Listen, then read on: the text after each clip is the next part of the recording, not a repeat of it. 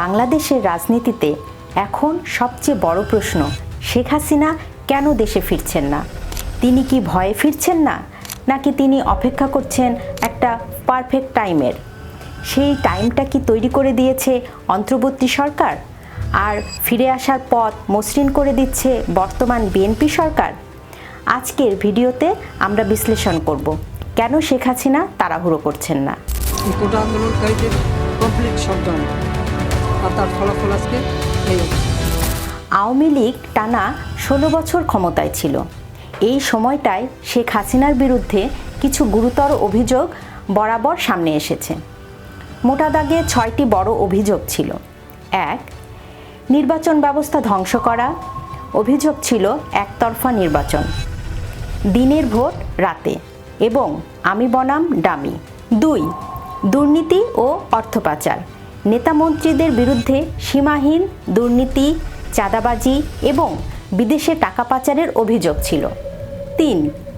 বিচার ও গণমাধ্যম নিয়ন্ত্রণ। 4. বিরোধী মত দমন, অর্থাৎ বিএনপি সহ বিরোধী দলের নেতাকর্মীদের নামে মামলা, গ্রেপ্তার এবং রাজনৈতিক নিপীড়ন। 5. মানবাধিকার লঙ্ঘন, গুম, বিচার বহির্ভূত হত্যাকাণ্ড। এগুলো ছিল সবচেয়ে আলোচিত অভিযোগ। এবং 6. ভারতের সঙ্গে গোপন চুক্তি। অভিযোগ ছিল শেখ হাসিনার দেশবিরোধী গোপন সমঝোতা করেছে ভারতের সঙ্গে। এই অভিযোগগুলোই মূলত তৈরি করেছিল শেখ হাসিনার সরকারের বিরুদ্ধে একটি শক্তিশালী ক্ষোভ। 2024 সালে 5 আগস্টের পর ক্ষমতার পালাবদল হয়। একটি অন্তর্বর্তী সরকার গঠিত হয়, যার নেতৃত্বে ছিলেন মোহাম্মদ ইউনূস। শুরুতে অনেকেই ভেবেছিলেন এটাই হবে সুশাসন এবং ন্যায় প্রতিষ্ঠার সুবর্ণ সময়, কিন্তু মাত্র 18 মাসেই সেই প্রত্যাশা অতল সাগরে ডুবে যায়। এখন আমরা দেখব যে অভিযোগগুলো আওয়ামী লীগের বিরুদ্ধে ছিল সেগুলোর পরিস্থিতি উন্নতি হয়েছে নাকি আরও খারাপ হয়েছে। আওয়ামী লীগ 16 বছর যা অন্যায় করেছে বলে মনে হয়েছিল, অন্তর্বর্তী সরকার মাত্র 18 মাসে কতটা ভালো করেছে। অভিযোগ ছিল আওয়ামী লীগের সময় নির্বাচন নিয়ন্ত্রিত ছিল, কিন্তু ইউনূসের জামানায় ভোট কি ভালো হয়েছে? ফেব্রুয়ারি নির্বাচনে সব কেন্দ্রেই ভোটার উপস্থিতি কম ছিল, কিন্তু দেখানো হয়েছে 59.44%। জামায়াত অভিযোগ করেছে নির্বাচনে কারচুপি হয়েছে।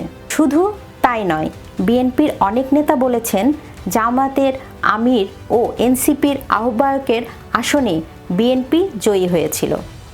সমঝোতার কারণে আসন দুটি কোরবানি দিয়েছে বিএনপি। পরবর্তীতে পরাজয় বরণ করা বিএনপির প্রার্থীদের সরকারের গুরুত্বপূর্ণ দায়িত্বে বসিয়ে পুরস্কৃত করেছেন তারেক রহমান। অনেক জায়গায় অভিযোগ ওঠে পছন্দের প্রার্থীকে জেতাতে প্রশাসনিক প্রভাব ব্যবহার করা হয়েছে। আওয়ামী লীগের আমলের চেয়ে এবারের নির্বাচন বিতর্কিত হয়েছে।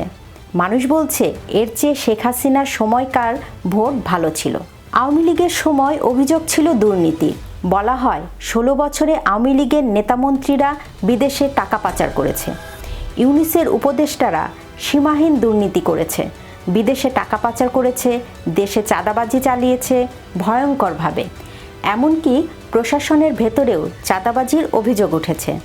মানুষ বলছে শেখ হাসিনার 16 বছরেও দুর্নীতি এত হয়নি, যা 18 মাসে করেছে ইউনূস সরকার। শেখ হাসিনার বিরুদ্ধে অভিযোগ ছিল 16 বছরে বিচার ব্যবস্থা ও গণমাধ্যমের স্বাধীনতা ক্ষুণ্ণ করেছিলেন, কিন্তু অন্তর্বর্তী সরকারের সময়ে 18 মাসে বিচার বিভাগে সরাসরি হস্তক্ষেপ করা হয়েছিল। বিভিন্ন মামলার রায় বদলানো হয়েছে, যা নিয়ে নতুন বিতর্কিত তৈরি হয়েছে। একই সঙ্গে কিছু গণমাধ্যমে হামলা, অফিস পুড়িয়ে দেওয়ার ঘটনাও সামনে এসেছে।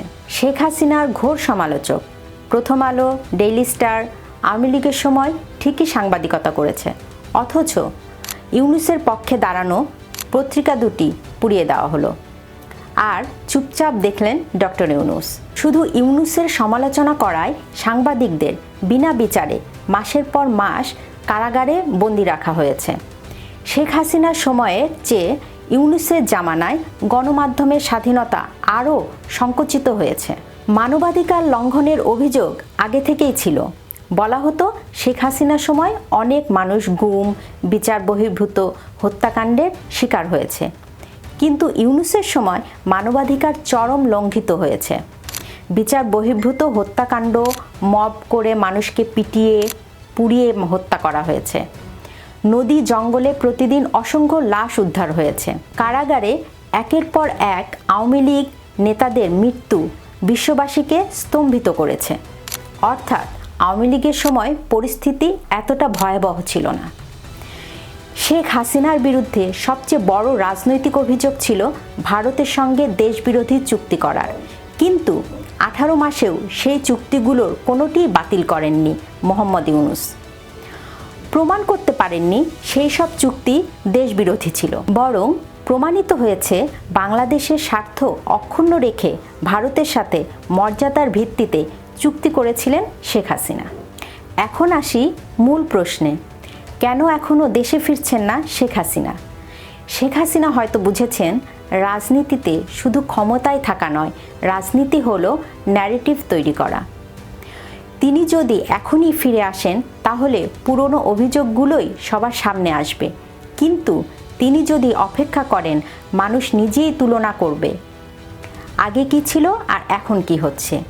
এই তুলনাটাই হয়ে উঠছে তার সবচেয়ে বড় রাজনৈতিক অস্ত্র। রাজনীতিতে কখনো কখনো না থাকা সবচেয়ে শক্তিশালী উপস্থিতি। শেখ হাসিনা হয়তো সেই কৌশলটাই নিচ্ছেন, মানুষকে সময় দিচ্ছেন, বাস্তবতা বোঝার সুযোগ দিচ্ছেন, তুলনা করার সুযোগ দিচ্ছেন। এই প্রক্রিয়ায় তার বিরুদ্ধে অভিযোগগুলো ধীরে ধীরে গৌণ হয়ে যাবে। সবচেয়ে গুরুত্বপূর্ণ প্রশ্ন, কখন ফিরবেন শেখ হাসিনা? সম্ভাব্য উত্তরটা হবে যখন তিনি দেখবেন মানুষ নিজেরাই বলছে আগের সময়টাই ভালো ছিল। তখন তার ফিরে আসা শুধু একটি রাজনৈতিক ঘটনা হবে না, হয়ে উঠবে জনমতের প্রত্যাবর্তন। মানুষ কোনটাকে বেছে নেবে, পুরনো অভিযোগ নাকি নতুন বাস্তবতা? আর সেই উত্তরের ওপরই নির্ভর করছে শেখ হাসিনার দেশে ফেরার সময়। তবে সেটি খুব কাছাকাছি, তার ইঙ্গিত পাওয়া যাচ্ছে। মানুষ বলতে শুরু করেছে আগেই ভালো ছিলাম। আপনার কি মনে হয় শেখ হাসিনা কি দ্রুতই দেশে ফিরবেন? জানান আপনার মতামত। ভিডিওটি শেয়ার করুন, লাইক দিন, সম্ভব হলে চ্যানেলটি সাবস্ক্রাইব করুন। এতক্ষণ সঙ্গে থাকার জন্য ধন্যবাদ।